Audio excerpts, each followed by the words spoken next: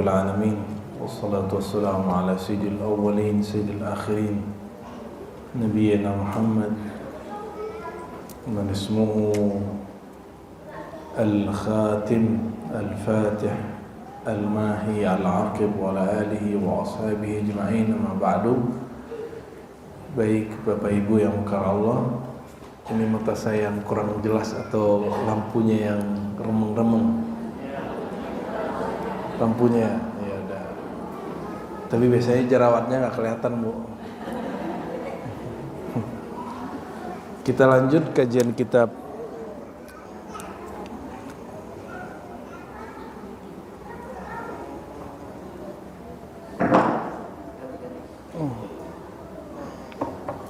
ya, baterainya habis. Ya, kita lanjut kajian kitab Ar-Ruh karya Imam Ibnu Qayyim. Kajian kitab Ar-Ruh ini bukan kajian kitab tasawuf. Ini bukan juga kajian kitab akidah. Ar-Ruh ini walaupun pembahasannya tentang hakikat diri kita, tapi dia lebih banyak membahas tentang riwayat-riwayat yang berkaitan dengan apa yang bermanfaat untuk orang-orang yang sudah meninggal, ya. Dan yang unik dari kitab ini ditulis oleh Al-Imam Ibnu Qayyim.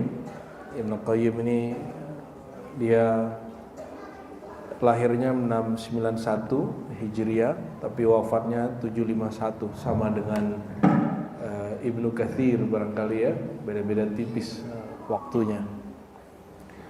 Ibnu Katsir, Ibnu Qayyim, tapi lebih tua Ibnu Qayyim. Ibnu Qayyim ini berguru kepada tokoh kontroversial di zamannya yang sering kita dengar namanya Ibnu Taimiyah, ya. Ibnu Taimiyah inilah yang menggagas 3 tauhid, uluhiyah, rububiyah, asma wa sifat. Dia wafat 728 dan pendapat ini tidak pernah ada sebelumnya. Tapi ini yang kemudian dianut oleh saudara-saudara kita yang bermanhaj salafi, ya. Ibnu Taimiyah mengklaim bahwa akidah dia akidah salafus saleh, tapi pas kita cek kepada ulama salafus saleh, mereka tidak pernah membagi tauhid jadi 3. Ya, pembahasan ini panjang lebar sudah saya sebutkan dalam buku Teologi Muslim Puritan. Sudah ada PDF-nya, sudah kita wakafkan, ya, sudah kita wakafkan secara secara umum, boleh diambil. Kalau ada yang nyetak nggak boleh dijual. Kalau jual ente dosa, karena itu sudah wakaf, ya. Kalau mau nyetak boleh, tak banyak tapi harus dibagi-bagi, karena itu sudah wakaf dari kami, ya.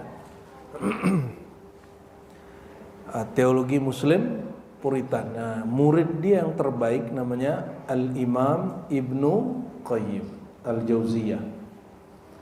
Murid-muridnya ngasih gelar Syekhul Islam. Nah, orang mengira Syekhul Islam itu hanya Ibnu Taimiyah, Ibnu Qayyim. Syekhul Islam itu banyak, ya. Syekhul Islam itu lebih dari 1000 ulama yang bergelar Syekhul Islam, ya. Bahkan sezaman Ibnu Taimiyah, Imam Subuki juga disebut Syekhul Islam, Ibnu Katsir juga disebut Syekhul Islam. Banyak sekali yang bergelar Syekhul Islam. Dan sebenarnya mereka tidak suka dengan gelar ini. Hampir semua tokoh itu tidak suka dengan gelar ini. Ala kulli hal, Ibnu Qayyim ini bukan berakidah Asy'ari.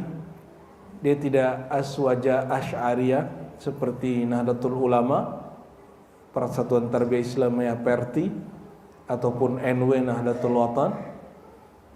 Namun dia punya sanad silsilah kepada ulama-ulama terdahulu, dan dia mengklaim bahwa akidah dia sesuai dengan akidah Imam Ahmad bin Hanbal.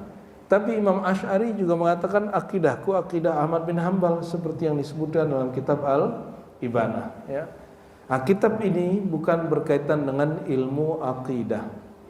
Ini hanya berkaitan dengan hanya sedikit sekali yang membahas akidah, selebihnya lebih kepada bab apa amalan kita terhadap kematian, orang mati, atau persiapan kita mau mati. Maka judulnya Ar-Ruh fil Kalam ala Arwahil Amwat wal Ahya bid Dalail al Kitab was Sunnah wal Athar wa Aqwalil Ulama. Pembahasan tentang ruh orang yang sudah mati, ya, dan hukum-hukum yang berkaitan dengannya. Tapi perlu diingat, ini tidak berkaitan dengan hukum halal haram. Oleh karenanya Ibnu Qayyim yang sangat keras dalam membid'ahkan hal-hal yang bid'ah, dia tidak keras di sini. Berbeda dengan orang-orang yang bermanhaj salafi hal ini, yang katanya mengikut Ibnu Taimiyah dan Ibnu Qayyim, tapi memasukkan persoalan-persoalan amalan-amalan ketika orang meninggal ke bab halal dan haram, ya. Nah, ini yang akan kita coba eksplorasi untuk mendewasakan jamaah. Jadi jamaah itu beramal jangan hanya ikut-ikutan, tapi ada dalilnya, dan ini dalilnya bahkan tidak hanya dalil, amalan-amalannya dilakukan oleh para ulama terdahulu, lalu dikoleksi, dikumpulkan, kompilasi oleh Imam Ibnu Qayyim yang notabene adalah imam yang bermanhaj salafi. Nah, itu yang paling menarik di kitab ini.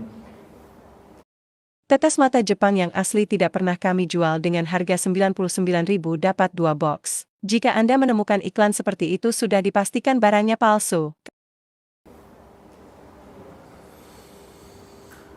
Sebelumnya mari kita baca suratul Fatihah. Kalau salafi sekarang nggak percaya Fatihah sampai ke orang mati. Kalau Imam Ibnu Qayyim, Ibnu Taimiyah percaya Fatihah kalau dikirim sampai. Karena dia percaya kita bacakan untuk dia, ya. Ila ruhin Nabi sallallahu alaihi wasallam walil Imam al-Musannif al-Muallif Ibnu Qayyim al-Jauziyah sahib kitab Ar-Ruh al-Fatihah. Bismillahirrahmanirrahim. Ya kana umduyan sin siratal mustaqim siratal ladzina an'amta 'alaihim ghairil maghdubi 'alaihim waladdallin. Amin.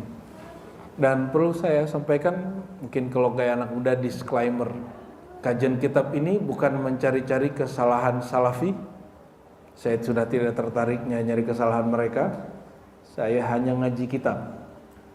Kebetulan ada yang beririsan dengan pemahaman mereka, itu hasil pembacaan kitab ini. Dan tidak ada urusan dengan permusuhan mereka. Kita nggak musuhin mereka aja, kita dimusuhin, ya.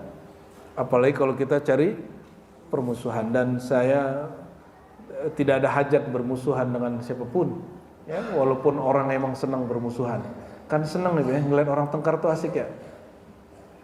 Jamaah-jamaah itu senang ngeliat ustadznya jelek-jelekin ustadz lain tuh. Itu jamaah-jamaah syaitaniah namanya, ya. Jamaah-jamaah setan, ya. Tapi berjilbab, berkopiah, berjenggot. Nah, semoga jamaah di sini nggak begitu, ya. Kok senang melihat ustadznya itu jelek-jelekin ustadz lain, itu heran saya. Nah, kita hanya membaca kitab, menjelaskan untuk memperkuat, memperjelas. Jika yang kita amalkan selama ini batil, kita tinggalkan. Jika amalan yang kita kerjakan selama ini hak, ya kita teruskan. Nah, itu targetnya. Jadi tidak boleh ada fanatisme, ya. Tidak boleh ada apa? Fanatisme, tidak boleh ada fanatik, ya. Fanatik itu hanya kepada Rasulullah sallallahu alaihi wasallam. Wa qad thabata fi sahih anna al-maita, jadi kata Imam Qayyim bisanani al-mutassil ilaihi, wa qad thabata fi sahih anna al-maita yasta'nis bil musyi'in li janazatihi ba'da dafni. Di dalam kitab sahih, yaitu Sahih Muslim, disebutkan bahwa orang yang mati senang dengan orang yang melayat, yang mengiringi jenazahnya, atau yang ikut menguburnya setelah dia dikubur. Nah, ini riwayatnya panjang sekali. Kalau saya bacakan Arabnya sangat panjang, tapi kita baca sesanggup kita, ya. Farawa Muslim fi sahihihi. Imam Muslim dalam kitab Sahih, di riwayat Abdurrahman ibn Syamasah al-Mahri, mengatakan hadarna Amr bin al-As wa huwa fi siyaqil maut. fabaka tawila. Kami hadir waktu Amr bin al-As sedang sakaratul maut. Amr bin al-As ini gubernur Mesir, dia punya anak, dia nikahnya umur 12 tahun. Jadi umur 12 nikah, sebelum 13 sudah lahir anaknya. Jadi antara dia dan anaknya cuma 12 tahun. Itu Amr bin al-As ya. Nama anaknya Abdullah ibn Amr ibn al-As. Dia sedang sakaratul maut, fabaka tawila, saat itu dia menangis, wa hawwala wajhahu ilal jidar, lalu dia menengok ke wilayah, ke bagian jendela. Faja'ala ibnuhu yaqul ma yubkika ya abta. Lalu anaknya Abdullah mengatakan, wahai ayahanda, apa yang membuat engkau menangis? Amma basyaraka Rasulullah SAW bikadha, bukankah baginda Rasulullah SAW telah mengabarkan engkau tentang satu kabar gembira, ada jaminan surga buat dia? Fa'aqbala biwajhihi faqala inna afdala ma na'uddu syahadata an la ilaha illallah wa anna Muhammadar Rasulullah. Ya. Lalu beliau menoleh kepada anaknya dan mengatakan, persiapan kita terbaik untuk meninggal adalah syahadat, persaksian ilmu tentang la ilaha illallah Muhammadur Rasulullah. Betapa beruntungnya Abdullah bin Amr punya ayah dan dia sendiri jumpa langsung dengan orang yang disyahadatkan itu. Siapa yang kita syahadatkan? Nabi Muhammad, dan Nabi Muhammadnya dia saksikan. Jadi asyhadunya mereka tidak hanya asyhadu secara ilmu, mereka menyaksikan Sayyidina Muhammad sallallahu alaihi wasallam. Lalu supaya syahadat kita mengikuti mereka gimana? Sebagaimana guruku, ketemu syekhku, ketemu sahabat Rasulullah, mereka bersaksi bahwa Nabi Muhammad itu adalah Rasul Allah, maka persaksian kita disebut persaksian bersanad. Itu gunanya berguru. Dan pastikan gurunya terpercaya dalam ilmunya walaupun dia tidak suci. Lalu beliau mengatakan, wa inni kuntu ala atbaq thalath. Tahukah kamu, aku pernah mengalami beberapa masa yang rumit ya, 3 hal periode. Pertama, masa jahiliyah. Nah, ini kita pendek ya. Kata dia, dahulu aku adalah orang yang paling menginginkan Nabi Muhammad mati di tanganku. Katakan, wa inni kuntu ala atbaq thalath. Tahukah kamu, aku pernah mengalami beberapa masa yang rumit ya, 3 hal periode. Pertama, masa jahiliyah. Nah, ini kita pendek ya. Kata dia, dahulu aku adalah orang yang paling menginginkan Nabi Muhammad mati di tanganku. Itu dia. Dia paling menginginkan Nabi mati di tangannya. Nah, kata beliau, wa ma ahadun asyaddu bughdan li Rasulillah minni. Tidak ada orang yang lebih aku benci daripada Rasulullah SAW. Maka hati-hati benci orang. Siapa tahu nanti jadi seneng. Ya, hati-hati benci orang. Ya, saya dulu benci sekali dengan Ibnu Qayyim ini karena didoktrin oleh ustadz saya, nggak ada tuh orang sesat itu. Ya. Ibnu Taimiyah. Tapi malah jadi disertasi, dan jadi buku.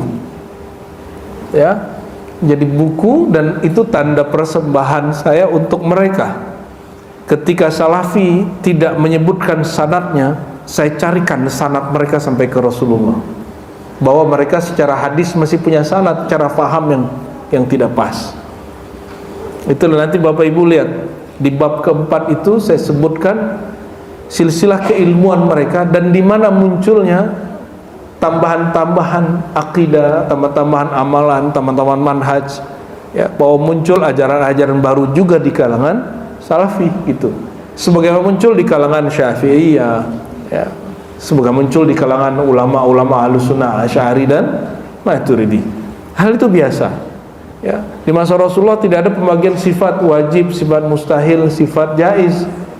Baru di Imam Asy'ari akhir abad ketiga, awal abad keempat dibagi. Ibnu Taimiyah telat ya, dia baru abad ke-7 dan 8 Hijriah. 728 abad 8 Hijriah dia baru bagi akidah menjadi tauhid menjadi 3. Jika bid'ah dalam akidah tidak mesti sesat, apalagi dalam urusan fikih. Karena bid'ah bukanlah status hukum. Bid'ah itu hanya salah satu jenis barang benda yang tidak ada sebelumnya lalu diadakan setelahnya, dan dia kena 5 hukum tadi, bisa wajib, bisa mustahab, mandub, dianjurkan, bisa mubah, bisa makruh, bisa haram, ya, dan lain sebagainya. Lalu kata dia, ya, wala uhib illa an akuna qad istamkantu minhu faqataltuhu, ya. Ibnul As mengatakan, aku tidak berharap apa-apa kecuali satu harapan besarku, yaitu membunuh Muhammad. Itu siapa? Amr ibnul As, ya. Ini kalau cara baca kitab, kalau Amr itu ada belakangnya ada wawnya. Kalau Umar tidak pakai waw. Orang-orang ahli pakar bahasa Arab untuk membedakan Umaru dengan Amru itu dikasih waw di belakang Amru, ya.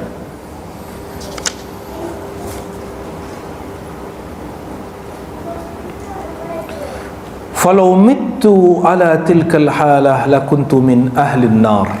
Seandainya aku mati saat itu, tentulah aku jadi orang yang ahli neraka, ya. Jadi jamaah-jamaah yang beda faham dengan satu kelompok, satu ustadz yang ingin membunuh ustadz itu, jangan-jangan ente termasuk bagian ini, ya. Kita pikir-pikir lagi, jangan-jangan kita ini benci orang, ternyata dia benar, ya. Adakah orang lahir berpaham, belajar, dan dia ingin jadi orang sesat? Ada nggak? Hah? Nggak ada.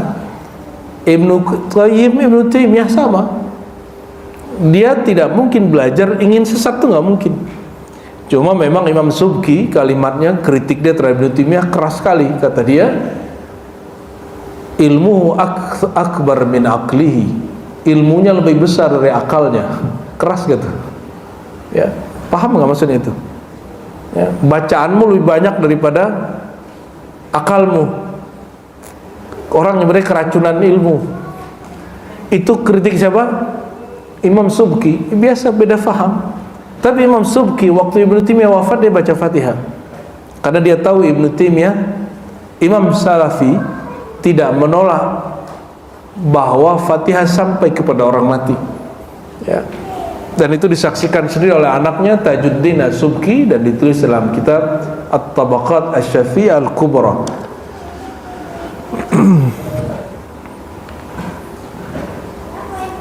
Lalu kata beliau, falamma ja'al al-Islam fi qalbi, tapi Allah mudah sekali merubah hati. Tiba-tiba aku jatuh cinta kepada Islam, aku senang kepada Rasulullah, laqitu Rasulullah, aku berjumpa baginda Rasulullah SAW. Lalu Rasulullah mengatakan, absid yadak faliubayi'ak, ya? Mana tanganmu, sini aku bayat. Lalu beliau basata yaminahu, ya, mengulurkan tangan kanannya, faqala faqabattu yadi biyadi, ya. Aku menggenggam dengan tanganku, ya. Jadi bukan menggenggam, habis dia ulur dia tarik lagi, ya. Dan dia katakan, malaka ya Amr, ya. Diriwayatkan oleh Imam Muslim, Nabi bersabda, ada apa wahai Amr? Bahwa ini nggak bakal dapat, ini bakal dapat. Yang sudah dibagi-bagi Allah kita masih kemudian mencoba bernegosiasi, itu nggak elok. Jadi bernegosiasi itu terhadap sesuatu yang Allah sudah buka. Dalam hal ini Amr mengatakan, aradtu an ashtarit, qala tashtarit madza? Aku minta satu syarat wahai baginda, karena dia ingat dia akan berbaiat kepada orang yang dia paling benci sebelumnya dan dia ingin bunuh. Itu gila nggak tuh? Jadi kalau ada ustadz belum pernah ingin dibunuh orang, ya, apa ada orang yang bunuh dia ngancem doang, itu belum mengalami yang pernah Nabi alami, ya. Tadinya paling benci, ingin hantam dia, malah jadi sangat cinta. Rasulullah itu pernah digituin orang dan jadi muridnya. Bayangkan jika Rasulullah pendendam, Nabi buang itu orang. Maka dikasih syarat, wahai baginda, asyaritu laka syai'an. Aku minta syarat satu saja. Kata Nabi SAW, tashtaridu madha. Nah, ini bahasa lisan. Kalau bahasa fushahnya, madha tashtarid, ya dibalik. Tapi dalam bahasa ngobrol ini boleh dipakai. Apa yang kau syaratkan, wahai Amr? Fakultu ayyaghfirali. Dia nggak minta syarat apa-apa. Apakah Allah mengampuniku? Bisakah Allah mengampuniku atas dosa-dosa dia sebelumnya? Membenci dan ingin membunuh itu dosa hati atau dosa fisik? Ternyata dosa hati lebih bahaya daripada dosa fisik, ya. Qal ama alimta anna al-islam yahdimu ma kana qablah. Tahukah kamu wahai Amr, Islam, orang kalau ngambil Islam maka masa lalu dia dihancurkan, maksudnya masa lalu dia dibersihkan. Wa annal hijrata tahdimu ma kana qablaha. Yang kedua, hijrah akan menghancurkan masa lalu dia, ya, dosa-dosa dia masa lalu. Wa annal hajja yahdimu ma kana qablah. Begitu juga haji. Wa ma kana ahadun ahabba ilayya ila Rasulullah sallallahu alaihi wasallam. Ya. Oh, ini salah cetak nih, ya. Wa ma kana ahadun ahabbu ilayya min Rasulillah wala ajal fi aina minhu. Tinggal minnya. Biasa cetakan itu manusia yang nyetak jadi ada kesalahan, ya. Sejak Rasulullah mengabarkan itu bahwa al-Islam menggugurkan, hijrah menggugurkan, amal-amal soleh menggugurkan amal-amal buruk, Rasulullah menjadi orang yang paling aku cintai, ya. Wa ma kuntu utabbiku an amla ainai minhu ijlalan lahu walau sa'altu an asifahu ma ataqtu li anni lam akun amla ainaya minhu. Amr bin As mengatakan, aku tidak sanggup sejak saat itu menatap kepada Rasulullah secara utuh. Saya kan bukan Rasulullah, jadi nggak usah takut natap saya, ya. Amr bin As tidak sanggup menatap Nabi secara lengkap. Ini natapnya pasti sedikit tuh, nunduk atau natap terus agak nggak kuat menahan sinar baginda Rasulullah Sallallahu Alaihi Wasallam, ya. Sehingga beliau mengatakan, jika engkau mintaku untuk menceritakan tentang fisiknya Nabi dan sifatnya Nabi, aku tidak sanggup menceritakan tentang beliau. Ma ataqtu li anni lam akun amla ainaya minhu. Aku tidak sanggup, kenapa? Mata ini tidak sanggup untuk meliputi Rasulullah SAW, ya. Walau mittu ala tilkal hala rajatu an akuna min ahlil jannah. Saat aku memandang Nabi penuh cinta, berharap kemudian cintanya, ya, menyelamatkanku. Seandainya mati saat itu, masuk surga apa enggak? Pasti masuk surga. Kata beliau, la rajautu an akuna min al jannah. Jika aku mati saat itu, aku berharap menjadi ahli surga. Hanya dengan cinta orang masuk surga. Tobat, syahadat, tobat, lalu cinta. Amr bin As meyakini al-hubbu mahrul jinan. Cinta itu mahar masuk surga. Karena Nabi pernah berkalam, al-mar'u ma'aman ahabba. Seseorang akan bersama yang dicintai. Summa wallaina asya ma adri ma hali fiha, ya. فإذا أن مت فلا تصحبني نائحة ولا نار فإذا دفنتموني, ya. Lalu terjadilah pada dia sampai kemudian dia sekarat. Apa kata dia? Jika aku mati, janganlah ada orang. Ini mantan gubernur meninggal, ya. Gubernur itu dulu bukan gubernur. Gubernur itu statusnya seperti raja. Dia menguasai satu wilayah besar yang sekarang disebut Mesir. Mesir itu sekarang satu negara atau bukan? Jadi dia berarti pernah jadi presiden Mesir, ya. Tapi memang dia dalam pergerakan politiknya dia tidak pro Ali, dia pro Abu Bakar, Umar, Utsman, lalu Muawiyah. Jadi politiknya beda dengan Ali. Jadi sahabat aja beda politik. Ente kok maksa-maksain kita sama dengan politik ente, kan aneh itu ya. Fa idza dafantumuni, ya, jangan juga ada api. Jadi dia mengatakan tidak boleh ada yang naihah wala nar. Jangan ada orang yang meratapi kematianku, dan jangan bakar-bakar sesuatu seperti yang dilakukan oleh agama-agama sebelumnya. Fa idza dafantumuni, jika kamu menguburkanku atau menguburku, fasunnu ala turab sinna atau sana, ya, summa aqimu haula qabri qadra ma tanhar juzura wa yanqasimu lahmaha. Ini menarik ini. Dia sebelum meninggal pesan, kalau aku mati tolong duduk sebentar di kuburku, lalu sembelih hewan yang disebut juzur, ya sejenis onta lah, makan-makan di kubur. Gimana tuh? Ini hadis Sahih Muslim lah ini. Oh, nggak makan-makan, bagi-bagi aja katanya ya. Wa yanqasimu lahmuha wa yunqasamu lahmuha hatta asta'nisu bikum.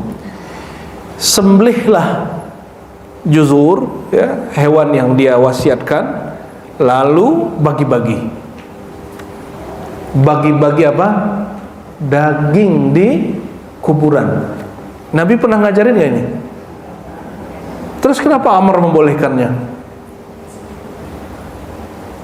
Karena Amr la yara bihi ba'san, tidak menganggap itu masalah, tidak menganggap itu bid'ah.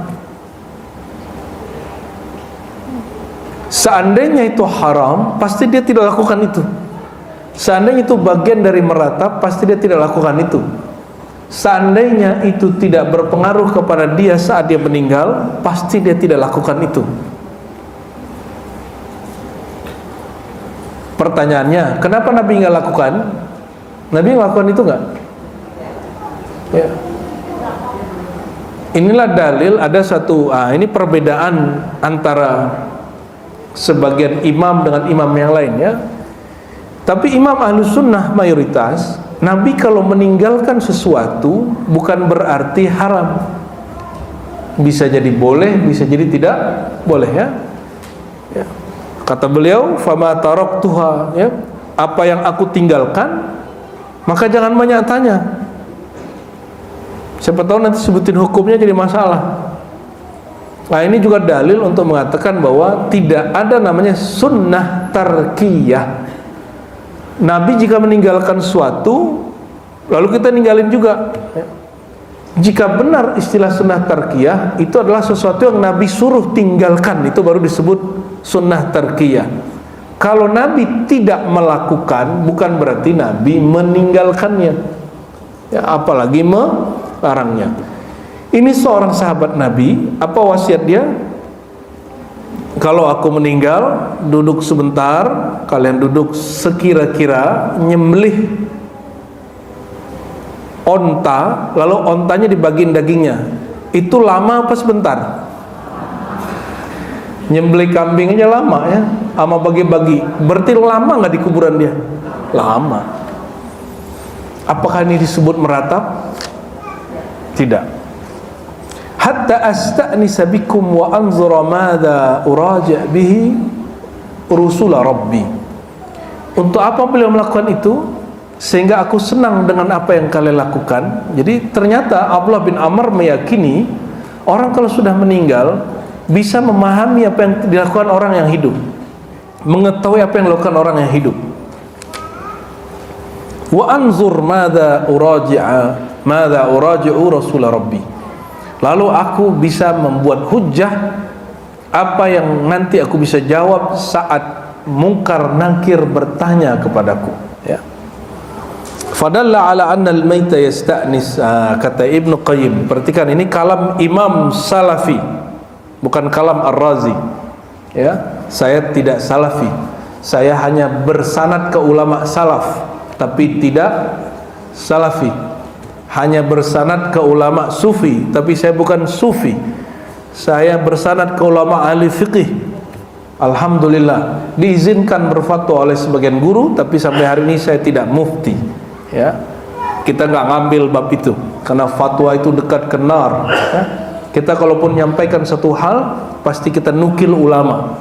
Walaupun saya punya mauqif sendiri, ada pandangan sendiri, la nunshirha, kita tidak menyebarkannya kecuali kepada orang-orang yang menurut kita thiqah, ya, terpercaya bisa mengemban ilmu yang kita jelaskan. Fadalla ala anna al-mayta yasta'nis bil hadirin. Ini dalil, kata Ibnu Qayyim, Imam Salafi, bahwa orang mati yasta'nis bil hadirin, dia merasa senang dengan adanya orang yang melayat. Ada orang yang mengiringi ke kuburan, menemani beberapa saat. Inda qabrihi, di saat dia sudah dikubur, ya, wa yasurra bihim wa yasurru bihim, dan dia senang dengan mereka. Surur. Berarti kalau ada yang mengaku ikut manhaj salafi berbeda dengan imamnya, ya mungkin itu salafi yang lain. Kita nggak usah paksakan, nggak usah benturkan. Mungkin itu salafi yang lain. Ya. Ini dalilnya, ini kesimpulan Ibnu Qayyim al-Jauziyah rahmatullah alaih. Waqad dzukira an jama'atin minas salaf annahum awsaw ay yuqra 'inda kuburihim waqta ad-dafan. Ini perhatikan kalimatnya. Disebutkan dzukira an jama'atin minas salafi, disebutkan bahwa sekelompok jamaah ulama salaf. Salaf itu siapa? Seorang-orang yang diyakini hidup seabad dengan Nabi, abad kedua dan abad ketiga, ditutup dengan tahun 299 300 Hijriah. Itu versi teman-teman ahli sejarah, ya, yang kemudian ini yang dipakai oleh ikhwah kita salafiyah. Ibnu Qayyim mengatakan sekelompok salafus saleh annahum ausu, yani jama'atun minas salaf, sekelompok dari ulama salaf, mereka berwasiat ayyuqra inda kuburihim, dibacakan di kubur mereka. Apa yang dibacakan?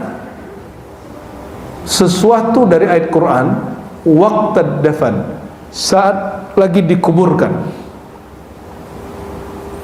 Qala Abdul Haq, ya, berkata Imam Abdul Haq yang kitabnya dia nukil di sini, yurwa anna Abdullah bin Umar, tadi Amr bin As dan anaknya Abdullah, ya, dan para murid-muridnya. Sekarang Abdullah bin Umar, bukan Amr. Amara ayuqra inda qabrihi surat al-Baqarah. Dia berwasiat agar dia kalau mati di kuburnya tolong baca surat al-Baqarah. Wa mimman ra'a dzalika al-Ma'la bin Abdurrahman, wa kana al-Imam Ahmad yunkir dzalika awalan haitsu lam yablughu fihi athar thumma raja'a an dzalik. Ini disaksikan oleh Ma'la bin Abdurrahman, imam salafus saleh yang bernama Ahmad bin Hanbal Hanbali, murid Syafi'i yang disebut imam mazhab yang keempat. Pada awalnya mengingkari boleh baca Quran di kubur, tapi kemudian dia merujuk pandangannya dan mengatakannya boleh, bahkan memerintahkannya. Selevel Imam Ahmad dulu merevisi kalamnya. Masa orang-orang hari ini yang tidak sampai level dia nggak mau merevisi kalamnya, ya? Itu aneh sekali itu, ya. Maka saya katakan dari awal, kitab ini kita baca, jika amalan kita selama ini salah, kita benerin. Jika benar, kita teruskan. Ya, dulu mengamal karena ikut-ikutan, sekarang beramal karena tahu ilmunya. Berarti sudah ittiba, bukan lagi taklid, ya. Wa qala al-Khallal fil Jami'. Imam Khallal, salah satu pemimpin dalam mazhab Hanbali, punya kitab Al-Jami', dan dia mengatakan dalam bab qiraah indal kubur ada satu bab fasal menyebutkan bacaan di kubur, membaca di kubur. Dia sebutkan sanadnya sampai kemudian kepada Abdurrahman ibn al-Ala, ya, dari ayahnya, dan ayahnya dari kakeknya. Qala idza ana mittu fadha'ni fil lahad. Kalau aku mati, taruhlah aku di lahat. Ya, lahat ini sudah paham ya, tempat yang sedikit kita lobangi khusus untuk jenazah. Wa qul, bacalah bismillah wa ala sunnati Rasulillah, ya. Wa sunna ala turabi sana wa qra, ya, inda ra'si bi Fatihatil Baqarah. Ya, taruhlah tanah, ya, di bagian kepalaku dan bacakan surat Al-Baqarah, Fatihah dan Al-Baqarah. Oh, kebalik ini kalimatnya. Waqra inda ra'si bi Fatihati Al-Baqarah, bukan bil Fatihah wal Baqarah, ya. Bacalah di kepalaku pembukaan surat Al-Baqarah. Inilah yang jadi dalil buku-buku tahlil yang ada sekarang di ulama-ulama aswaja. Itu ditulisnya Bismillahirrahmanirrahim, alif lam mim dzalikal kitabul la raiba, sampai 5 ayat pertama. Ini dalilnya bahwa ada ulama salafus saleh yang mengamalkannya. Ini menjelaskan ayat apa sih, surah Al-Baqarah yang mana yang disuruh oleh Abdullah bin Umar. Inilah yang dikatakan oleh Abdurrahman ibn Ala, ya, yang kemudian dia mengatakan fa inni sami'tu Abdullah ibn Umar yaqulu dzalik. Kata kakeknya Abdurrahman ibn Ala ini, aku mendengar Abdullah bin Umar membaca itu, melakukan itu, memerintahkan itu. Abdullah bin Umar sahabat atau bukan? Imam mazhab atau sahabat Nabi?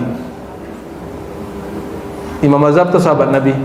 Abdullah bin Umar sahabat, anak dari Umar. Belum ada mazhab saat itu.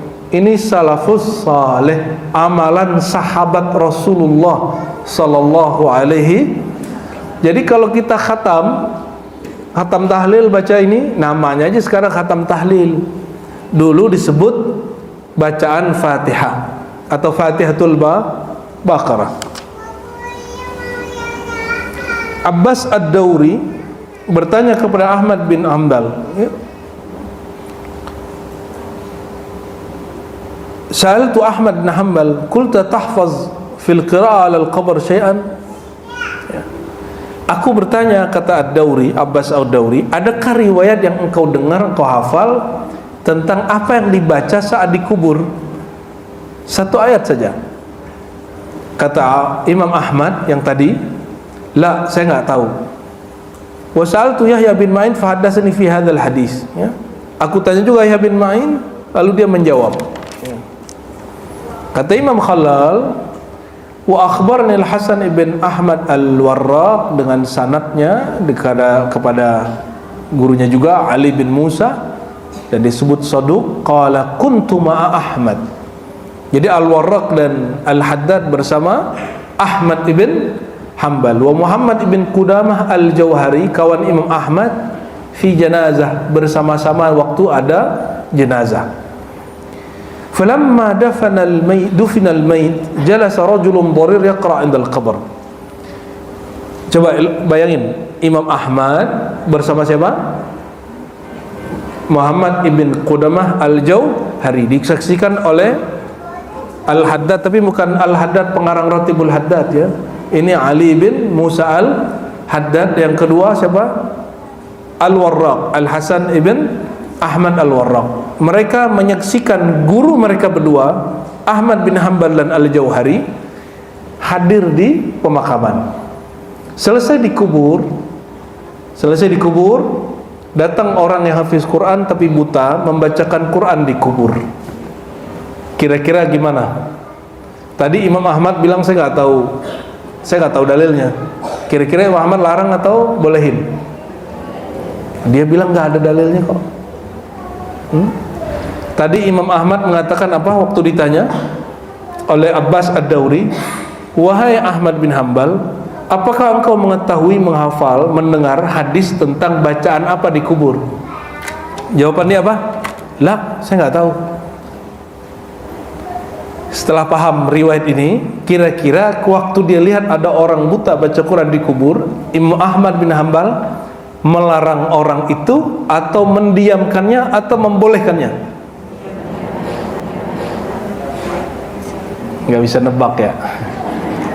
Ini kajian-kajian saya sebelum 2020. Cuma kalau dulu tendensius mau membantah salafi, kalau sekarang nggak ada urusan kita. Kita ini untuk amalan kita aja, ya. Mau salafi terima nggak terima urusan mereka. Mau anti salafi, mau pro salafi terima nggak ada urusan kita.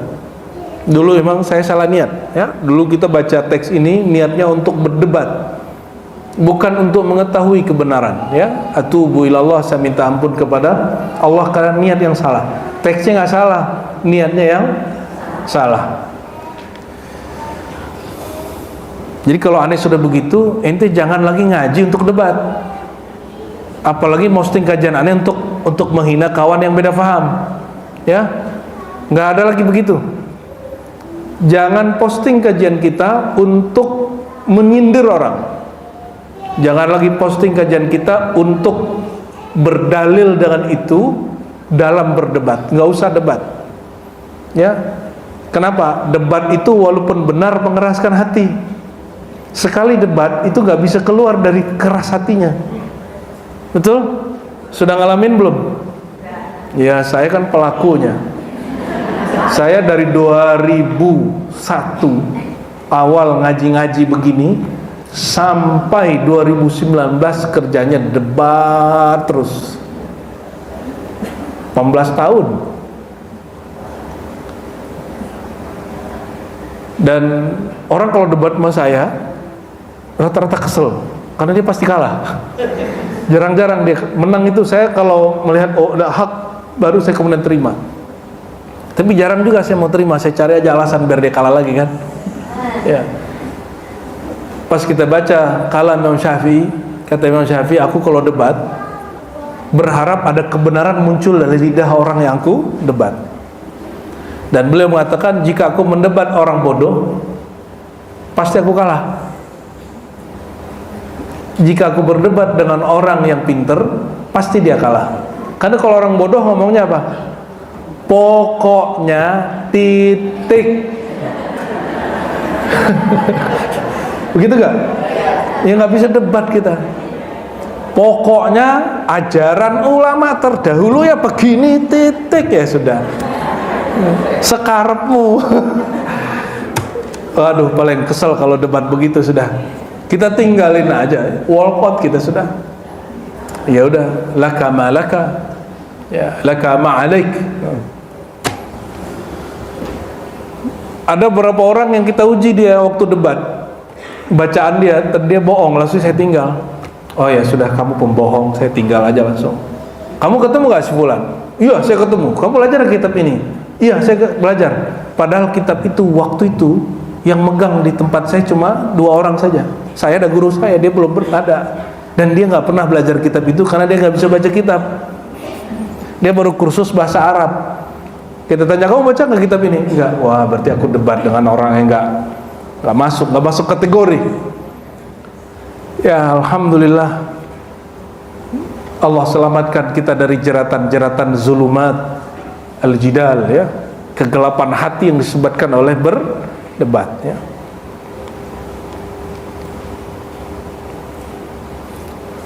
Jadi kira-kira Imam Ahmad ngapain?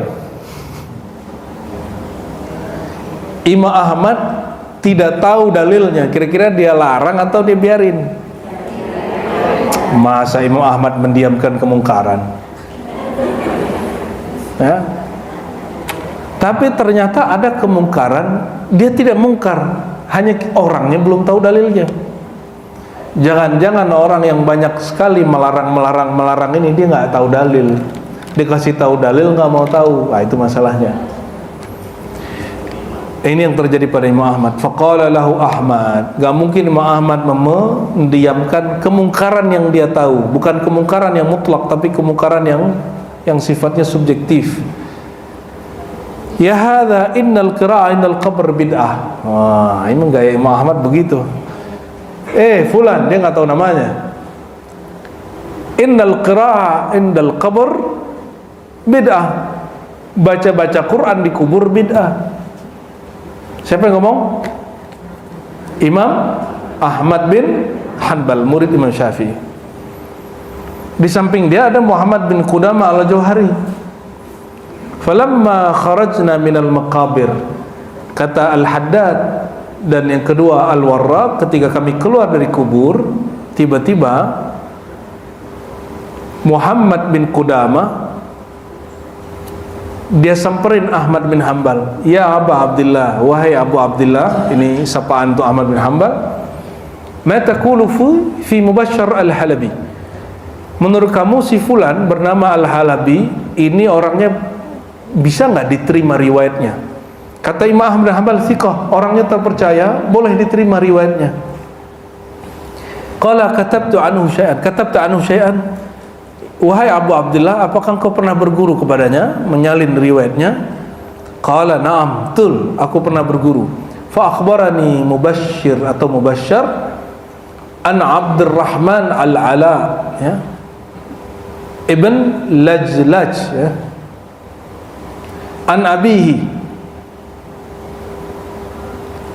annahu asa inda dafdin yuqra inda ra'si bi Fatihatil Baqarah wa khatimatiha, bahwa Abdurrahman ibn al-Ala yang tadi kita sebutkan berwasiat ketika dia nanti dikubur, tolong kata dia bacakan pembukaan surat Al-Baqarah, ini ditambah lagi wa khatimataha, dan untuk surat Al-Baqarah berarti amanah Rasul, ya, lillahi, dari lillahi ma fis samawati wal ardh, amanah Rasul, terus la yukallifullahu nafsan illa wus'aha. Gimana tuh? Ada riwayatnya? Qala sami'tu Ibn Umar yusi bidzalik. Kata orang ini, aku mendengar Abdullah bin Umar mewasiatkan itu. Faqala lahu Ahmad farji' wa kulli rajul yaqra. Imam Ahmad, perhatikan, tidak didebat oleh Al-Jauhari di kuburan. Ini perhatikan, jangan berdebat di kuburan. Kalau mau berdebat di mana? Keluar dulu dari pemakaman. Al-Jauhari dia punya adab, dia nggak mau negur kawannya ini kecuali keluar dari kuburan. Udah keluar dari kuburan, Imam Ahmad habis bentak-bentak orang. Ya hadza, ya, al-qira'ah al-qabr bid'ah, itu kan teriak itu. Kayak orang Arab ngomongnya, ya haji bid'ah, haram gitu ya. Kira-kira begitu. Kebayang enggak? Ini korban kayaknya. Siti Rahmah haram. Ente bisa digituin ya? Itu udah tradisi mereka dari dulu emang ya. Imam Ahmad langsung revisi kata-katanya dan mengatakan, mana yang tadi baca Quran itu? Kembalikan dia ke sana, biarkan dia baca Quran di situ. Qala lahu Ahmad farji' wa qul lirajul yaqra. Katakan kepada orang yang buta tadi agar dia meneruskan bacaannya. Tuh, dia dalam hitungan menit merevisi fatwanya. Jadi kita nih kalau ada pandangan yang salah, ada kemudian dalil yang baru, udah revisi aja, nggak usah kemudian saya kan Syafi'i, saya kan Hanbali, saya kan Salafi, saya kan Sufi, nggak usah ngomong begitu. Ada dalil kita langsung revisi. Gengsi itu yang disebut sombong. Makanya orang sombong itu nggak masuk surga. La yadkhul jannah al mutakabbir, nggak masuk surga orang yang sombong. Itu yang dikhawatirkan. Orang yang berdebat itu kalau sombong, dia tahu itu hak, dia nggak terima, dia masuk surga. Ya mampir dulu ke neraka gitu maksudnya. Wa qala al-Hasan ibn Sabbah Za'farani sa'altu Syafi' an al-qira'ah inda al-qabr faqala la ba'sa bih. Aku berkata kepada Syafi' atau Syafi'i, wallahu alam ini, mengenai baca di si kubur, apakah itu boleh? Dia jawab boleh, ya. Bahkan di sini disebutkan riwayat bahwa ada yang baca tabarak ya dan lain sebagainya. Ya, udah jam 9 nih. Intinya apa? Pertama apa? Orang yang di dalam kubur sedang dengan, dan ini yang diyakini oleh Abdullah bin Amr, sahabat Rasulullah, al-isti'nas bil hayy. Dia senang dengan apa yang dilakukan orang yang oleh karena itu, dengan semua takzim kita dengan orang yang bernasab, yang mengaku bernasab, yang telah mengisbat dirinya punya nasab, tidak boleh merusak kuburan orang lain untuk memugar kuburan kita. Ya. Kenapa? Nanti kalau jadiin kuburan orang lain sebagai jalan, itu kan namanya menginjak-injak mereka. Itu nggak boleh. Itu juga munkarat. Ya, jangan sampai cinta kita kepada seorang wali yang kita yakini wali, kemudian melanggar syariat. Ya, ini terjadi kemarin ya, kita nggak ikut pro kontra itu, tapi kita komentari secara hukum syariatnya. Dan yang kedua, tidak boleh memugar kuburan kecuali kuburannya di tanah wakaf khusus atau milik pribadi. Adapun wakaf umum tidak boleh dipugar, nggak boleh dibangun. Jadi larangan membangun kuburan, membuat bangunan di atas kuburan di tanah apa? Wakaf umum. Guru kami Syekh Maulana Muhammad Nuruddin, ya, mursyid Tariqat Naqsyabandiyah yang pertama, dia dikuburkan di tanah sukunya. Maka oleh murid beliau yang jadi guru kita sekarang, itu beliau kemudian bangun di situ kubah Syekh Muhammad Nuruddin. Padahal beliau ummi, nggak bisa baca kitab, tapi ngerti, nggak mau dikuburkan di samping surau karena itu wakaf, nggak mau dikuburkan di pemakaman umum, tapi tempat tanahnya memang ada sebelum pemakaman umum. Ya. Syekh Abdul Qadir Jilani juga sama, kuburannya itu di madrasahnya. Waktu itu ada seorang ahli fikih mazhab Hanbali yang semazhab dengan dia, mengingkari itu, lalu memfatwakan bongkar kuburan Syekh Abdul Qadir Jilani. Dia hasutlah seorang gubernur, lalu gubernur itu di Baghdad membongkar kuburan Syekh Abdul Qadir Jilani. Jadi selevel Syekh Abdul Qadir Jilani, ya udah meninggal aja masih disakitin oleh musuh dia yang juga ngakunya ulama. Gimana tuh kira-kira? Jadi ulama ini udah mati aja musuhnya masih dimusuhin, ya. Ini ulama ulama yang di hatinya ada iri dengki. Meninggal si gubernurnya itu, ganti lagi muftinya, dibalikin lagi sama mufti yang baru, karena mufti yang baru mengerti al-haq, kebenaran, ya. Dan yang kedua, yang paling penting di situ apa? Bahwa membaca Quran di kubur atau di lahat atau saat menguburkan, hukumnya bukan hanya boleh, mustahab, disukai, dianjurkan. Kenapa? Wabihil amal, inilah amalan Abdullah bin Umar yang diikuti oleh imam di sini tadi Abdurrahman ibn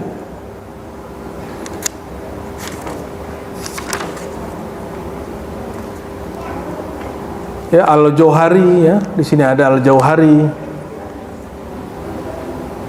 Mubashir Al-Halabi, Abdurrahman ibn Al-Ala. Nah, mereka mengamalkan itu dan semuanya ulama salafus saleh. Dan ini ditakhrir kemudian, ditetapkan kemudian oleh Imam Ahmad menjadi mazhab dia. Dan dalam mazhab Imam Ahmad sampai Imam Ibnu Qudamah sebelum beliau ini, sampai Ibnu Taimiyah, sampai kepada Ibnu Qayyim, bahkan murid Ibnu Qayyim, Ibnu Rajab Al-Hanbali, bahkan sampai kepada Syekh Abdul Baqi yang kemudian pemegang sanad yang Syekh Yasin nyambung kepada beliau. Dan sampai hari ini mazhab Hanbali tidak pernah lagi melarang orang baca Quran di kubur. Ternyata terjadi perbedaan antara Salafi dan Hanbali. Ya sudah, itu pandangan mereka. Namun saya mengikuti yang saya ada sanadnya. Sanad kita nyambung ke mazhab Syafi'i, juga nyambung ke mazhab Hanbali, ya. Alhamdulillahirabbil alamin. Dengan ini tradisi baca Quran jangankan di rumah, di kuburan aja boleh, ya. Adapun tentang harinya 3 hari, 7 hari, itu nanti ada riwayat lainnya. Sabar, di sini ada lagi. Pelan-pelan, nanti kebanyakan dalil kepala kita mumet. Ini dulu, berdasarkan itu semua yang sekarang dikumpulkan dalam amal talqin, tahlil, yasinan, bukanlah sesuatu yang bid'ah, ya. Kenapa? Karena isi yasinan apa? Nah, nanti ada pembahasannya di sini. Ada zikir la ilaha illallahnya, ada yasinannya. Sabar ya. Bulan depan lah insyaallah. Insyaallah ya. Kalau ini yang penting baca Qur'annya dulu, lalu ada di situ sebutkan suratul Baqarah. Ya, surat Al-Baqarah itu mah belum keren, nanti ada lagi seluruh Al-Quran. Jadi tidak hanya ayat-ayat tertentu, bahkan seluruh Quran. Iya, Imam Ahmad itu waktu meninggal, itu orang berhari-hari khatam Quran di kuburannya. Sebab dia tidak lagi mengingkari hal itu. Jadi kata beberapa ulama, kami nggak bisa masuk ke kuburan, pembakaran kuburan Imam Ahmad. Kenapa? Sampai 7 hari lebih itu nggak pernah sepi orang khataman di tempat Imam Ahmad bin Hambal. Kami nggak bisa masuk. Saya baru paham kejadian itu ketika melihat kuburan Gus Dur. Gus Dur ini kan nggak pernah sepi. Padahal disebut ulama zindik sama orang kan, dan saya bersyahadat dulu, aku bersaksi Gus Dur kafir, zindik, munafik. Astagfirullahaladzim. Ternyata dia seorang kekasih Allah, ya, yang sampai hari ini nggak pernah berhenti kecuali pas sholat. Pas sholat ditutup. Dulu kalau nggak buat begitu, ya, pesantren Tebu Ireng itu orang sholat aja masih ada yang ziarah. Nah, disitulah terjadi munkarat, kemungkaran. Ada sholat jamaah, dia malah ziarah, ya. Seakan-akan ziarah lebih penting daripada, padahal kalau secara hukum fikih masih masuk. Apa itu? Siapa tahu yang ziarah itu sedang jamak qashar, kan bisa aja kan? Cuma kan kita mazhabnya mazhab su'uzzanniyah. Ya, itu mazhab ente, masalahnya di situ, ya. Nah, ini barangkali ngambil berkah dari riwayat ini. Jadi apapun yang kita amalkan selama ini sebenarnya ada dalilnya, ada ulama salafus soleh yang mengamalkannya. Nggak berat kan? Aneh nggak ngaji Nur Muhammad, nggak ngaji Hakikat Ahmad, Tajalli, Tadalli, Mazhar, kan nggak bahas. Nggak ribet ya? Tetap aja ngantuk. Ya, 1-2 ada yang ngantuk. Oke Ustaz, cukup? Nggak ada diskusi? Nggak ada pertanyaan? Oke, alhamdulillah. Ada pertanyaan? Baik, langsung. Assalamualaikum warahmatullahi wabarakatuh.